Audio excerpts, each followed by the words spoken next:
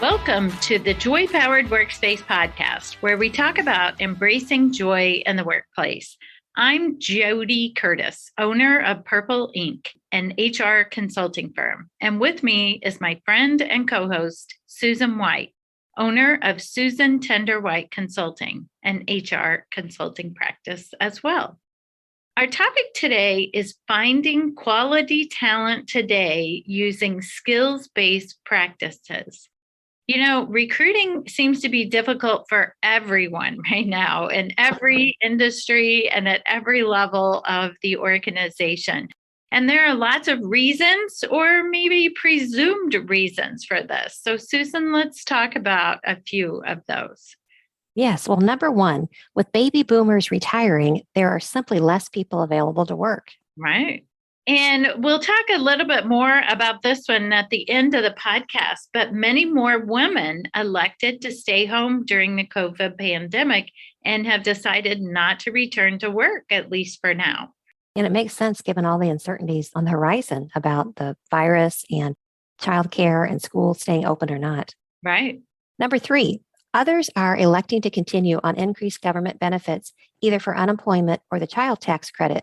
You know, if you do the math, does it really make sense? If you can make more money not going to work, I get it. They've got to make sure that they make ends meet. Right. And others have just not returned to work due to the increased risk of COVID, which seems to not be going away. Yes, you're right. And finally, there is increased competition amongst employers for scarce resources of people. Right. So because of these different combinations of reasons, organizations need to be more creative than ever in both retaining and recruiting employees. One way to think differently about recruiting may be to focus on skills needed for the position versus degrees and certifications. In the past few years, as an example, this has been more common in the technology sectors. Some tech firms hire based on programming skills in a particular program versus those with certifications or degrees. In a 2017 study conducted by consulting firm Accenture, they called the study Dismissed by Degrees. They found that business leaders tend to view a college degree as a, quote, proxy for hard and soft skills, which effectively was shrinking the pool of viable candidates. Shifting from degree and pedigree-based hiring to a competency-based approach can open up new pipelines for organizations struggling to find talent. Now, a word from our sponsors. We're excited to tell you about our newest book, The Joy Powered Organization.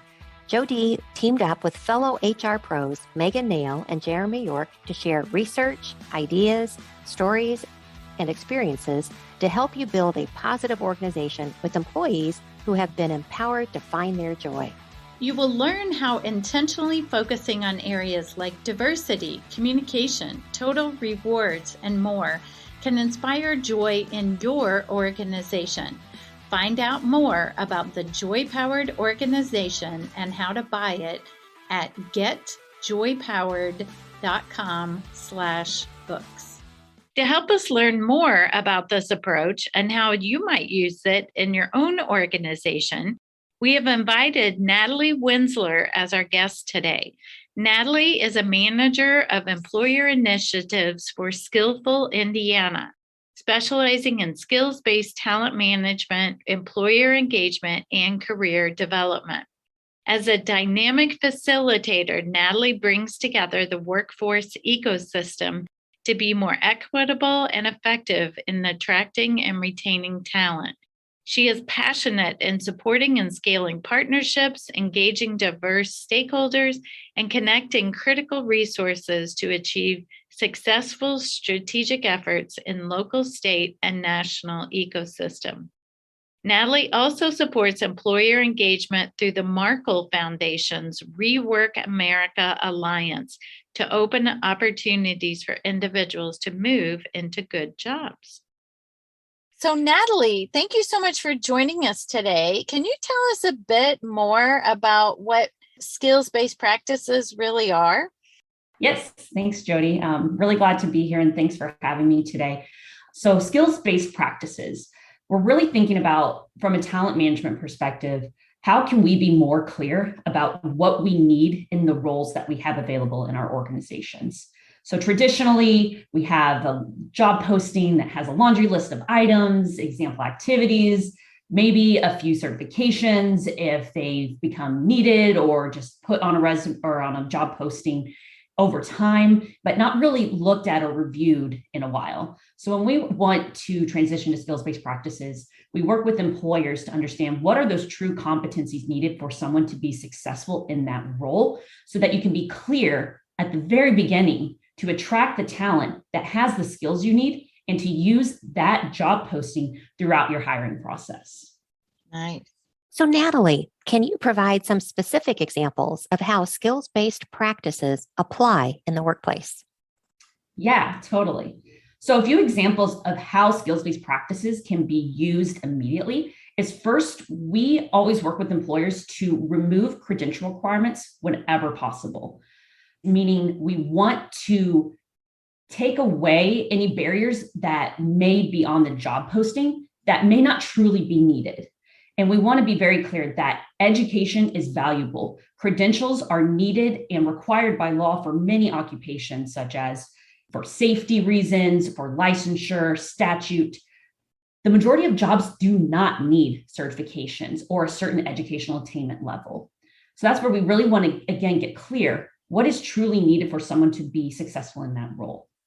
Then we really focus on what competencies are needed for that specific role. Oftentimes you get a laundry list again of what maybe has been done in the past, who was in the role before, or it's just not relevant anymore. And this is very true to how we've had a very disrupted labor market in our current economic conditions. So that's where this is an opportunity for employers to get really clear on what competencies are needed for those roles.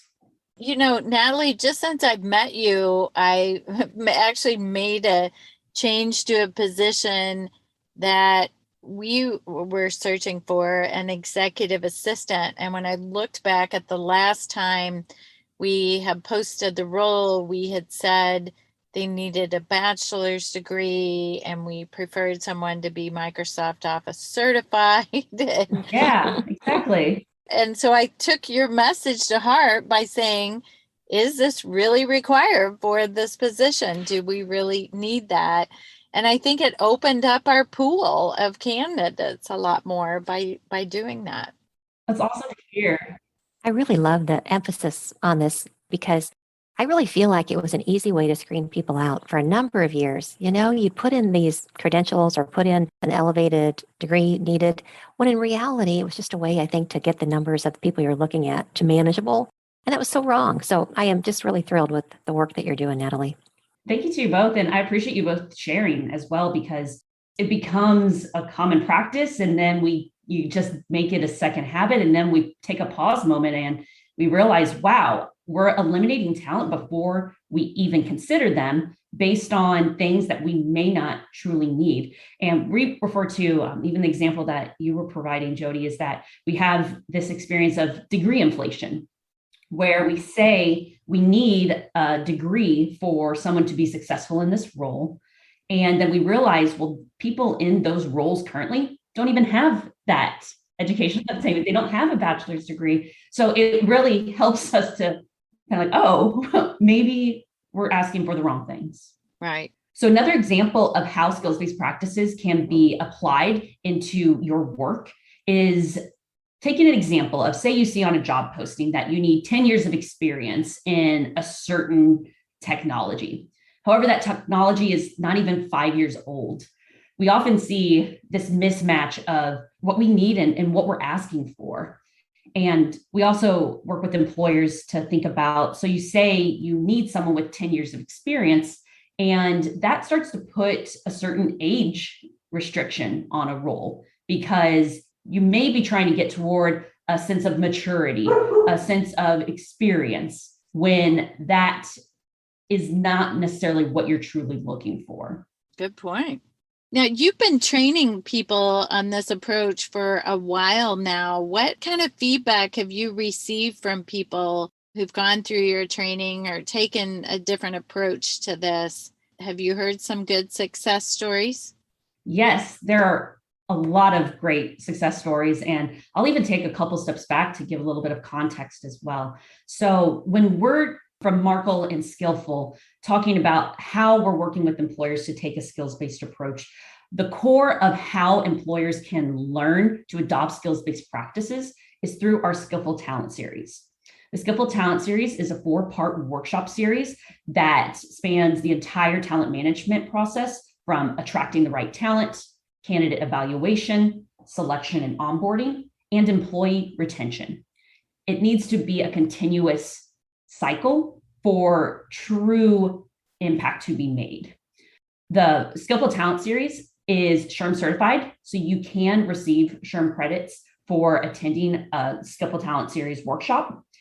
We initially created the workshop series to be an in-person experience, and as everything shifted through the pandemic, updated our content and curriculum to have a virtual experience through a live workshop with a trained trainer. Part of our delivery model is that we always work in partnership with others, meaning we want to train trainers and consultants to be experts in skills-based practices so that we can have the true ecosystem impact where everyone and everyone's skills are valued. So just even a few success stories, as we've been working in multiple states, starting in Colorado, then Indiana. We've expanded other state work to a few others throughout the country.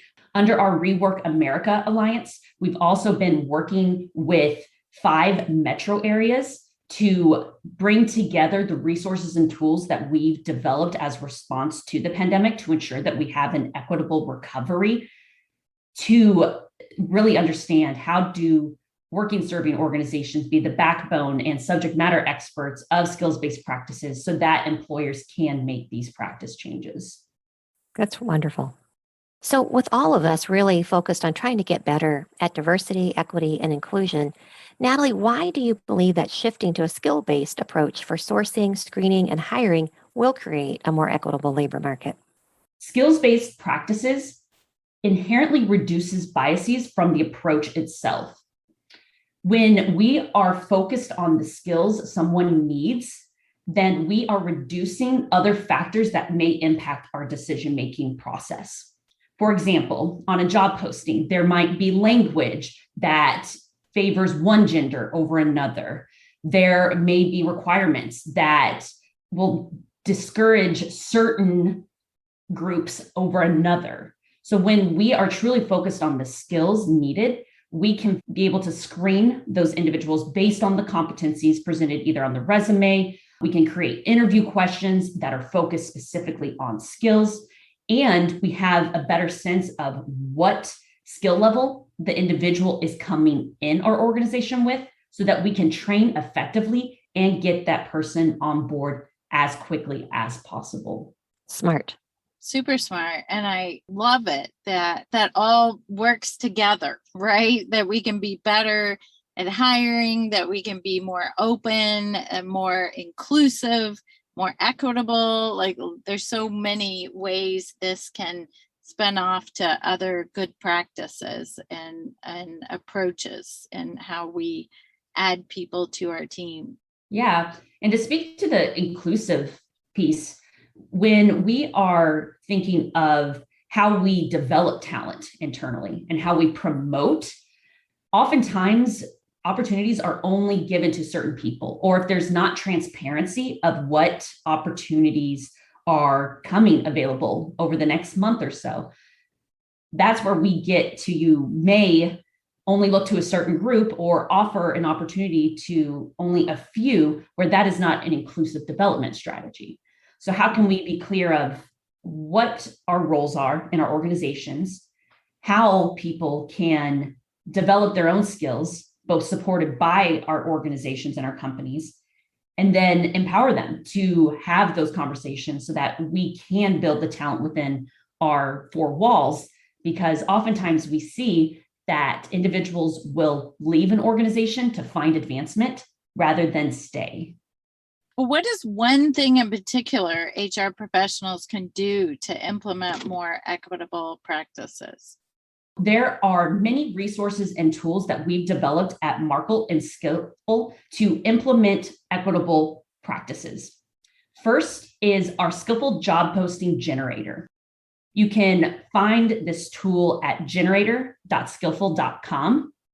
What this web-based template is an opportunity for you as a human resources professional to enter in a title that you might be hiring for.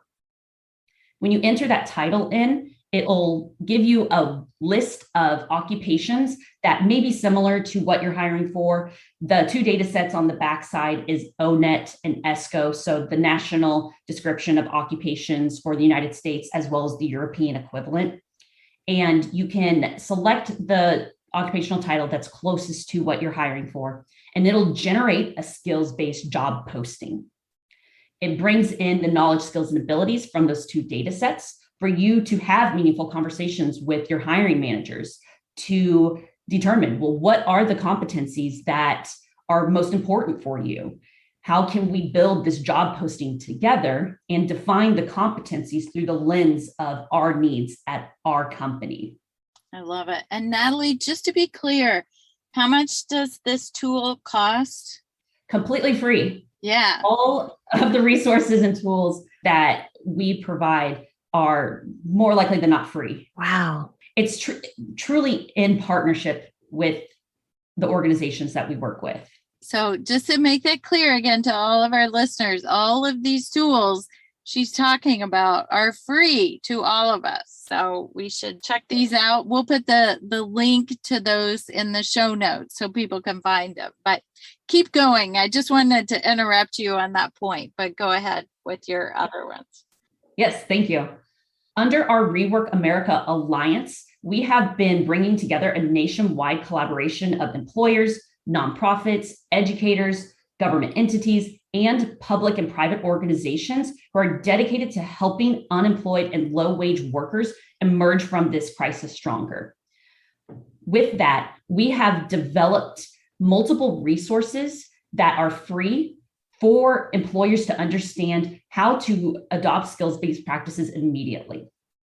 From the employer toolkit that we've developed, we have a sourcing toolkit where it shows what do we mean by a skills-based job posting, provides an example of what a job posting looks like that is skills-based. There's also multiple business case studies showing the benefit and value of adopting a skills-based approach. We're in the process of creating job-specific toolkits as we've identified gateway occupations that have growth over the next few years, as well as it has meaningful wage gains. With that, the first two toolkits that we've developed is the computer user support specialist position and the cybersecurity analyst position. Wow, what wonderful resources. Where do you get your funding to be able to make this available for free?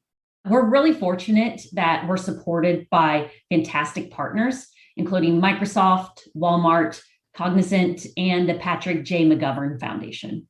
Wow, just to name a few, right? Just a couple. That's a pretty good list.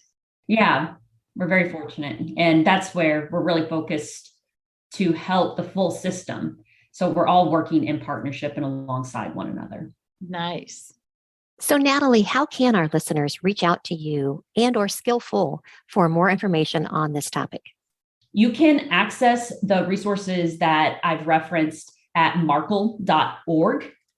There you can find the Alliance, learn more about the 5 metro service areas that we're bringing collaborative and resources together in a meaningful way, as well as the work that we've been doing in Colorado and Indiana. I want to clarify, Markle is MARKLE.org. Correct. And although you're working specifically from Colorado and Indiana, people across the country or wherever they may be can still access these as well too, right? Yes. You can also go to skillful.com/employers to see when upcoming trainings are available to learn a skills-based approach. And how much does that training cost? Free. It is free. JoDee and my favorite price, free. Yeah. So thank you I for saying know. it a lot. Yeah. What a wonderful, wonderful set of resources. I'm really going to look into them. Thank you. We have a really great team that truly wants to help job seekers get connected to meaningful careers. And the employer role is so important. And then even more so, it's the human resource individual that has such an important and critical responsibility to describe the opportunities, to get individuals into the open opportunities that we have, and then really keep and build the talent in a meaningful way. Well, thank you so much for joining us and for sharing these resources with our listeners. This is great information. Thank you, Natalie. Thank you, JoDee. Thank you, Susan.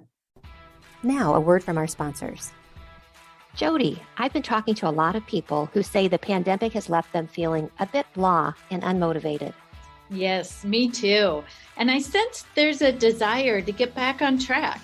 One of our repeat podcast guests, Dr. Sandra Schrock, CEO of Levelhead, just released her latest book, Thriving in a Global Pandemic and Beyond, and that really addresses what we're all feeling.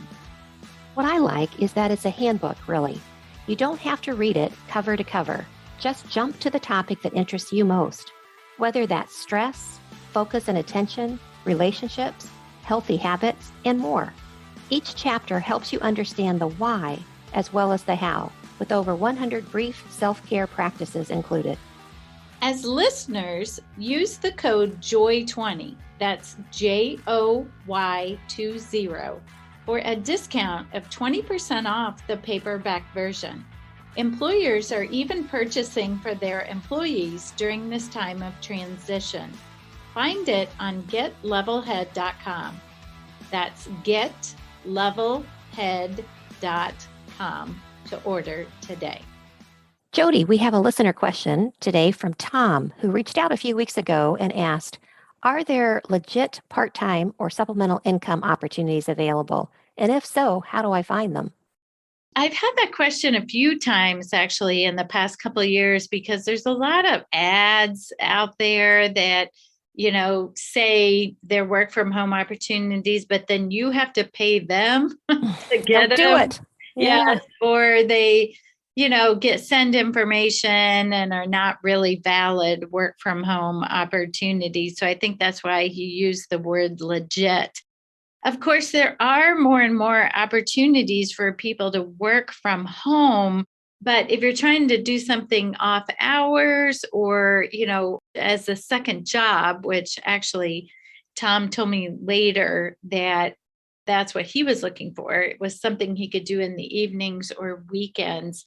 So I don't know. I didn't know any specific work from home sites, but, a lot of people do very well with some of those product sales, if that's of interest to anyone, or finding those opportunities. I think some of them are very female dominated, but things like Mary Kay or Pampered Chef or Tupperware, a lot of people do very well with those if that's an interest.